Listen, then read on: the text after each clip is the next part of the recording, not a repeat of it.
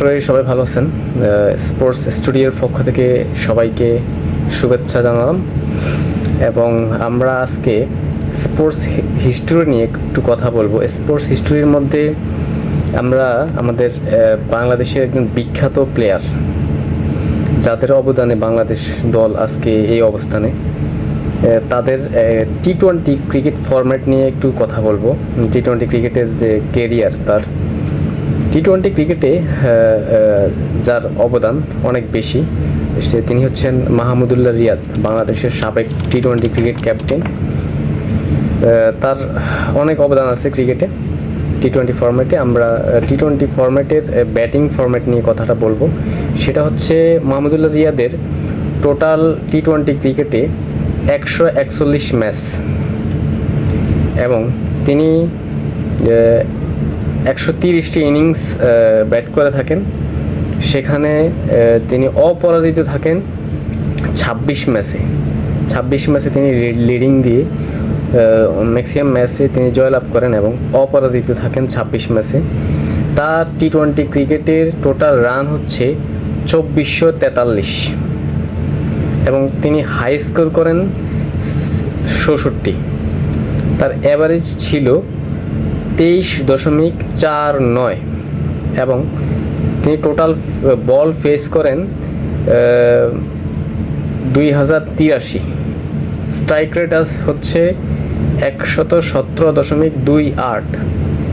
তার টি-20 ক্রিকেটে 100 হচ্ছে 0। তিনি 100 রান করতে পারেননি কারণ তিনি মিডল অর্ডারে ব্যাট করেন।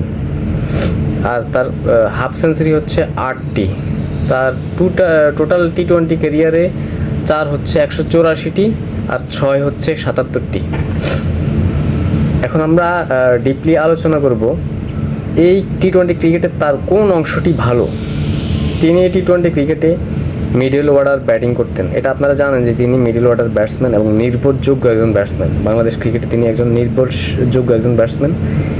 আমরা তার অবদান মনে রাখার মতো। কিছুদিন আগে তিনি ভারতের সাথে সিরিজে টি-20 ফরম্যাট থেকে অপশন নেন। এখন তিনি যেই মুহূর্তে ব্যাট করতেন 5 নম্বর 6 নম্বরে আসতেন, সেখানে 23.49, এটা একটা ভালো স্ট্যান্ডার্ড লেভেলেরই অ্যাভারেজ। এবং 6 তার টি-20 ক্রিকেটে তিনি 77টি 6 মারেন। তিনি 6 মারায় পারদর্শী। আপনারা জানেন, সবাই অবগত যে মাহমুদুল্লাহ রিয়াদের 6গুলো আকর্ষণীয়। লাস্ট ওয়ার্ল্ড কাপে আমরা দেখছি ম্যাক্সিমাম সময় তিনি যা 6 মারেন সবগুলোই আকর্ষণীয়। তার মধ্যে তিনি 77টি 6 মারেন এবং তার 6-এর মানে টি-20তে যে 6-এর মারগুলো সেটাও সমৃদ্ধ এবং অসাধারণ। তার মধ্যে 184টি 4 মারেন, এটাও দেখার মতো। তার ক্রিকেট ক্যারিয়ারে টি-20 ক্রিকেট ক্যারিয়ারে 184টি তিনি 4 মারেন। অ্যাভারেজ ভালো ছিল, হাই স্কোর মোটামুটি। অনেক সময় দেখা গেছে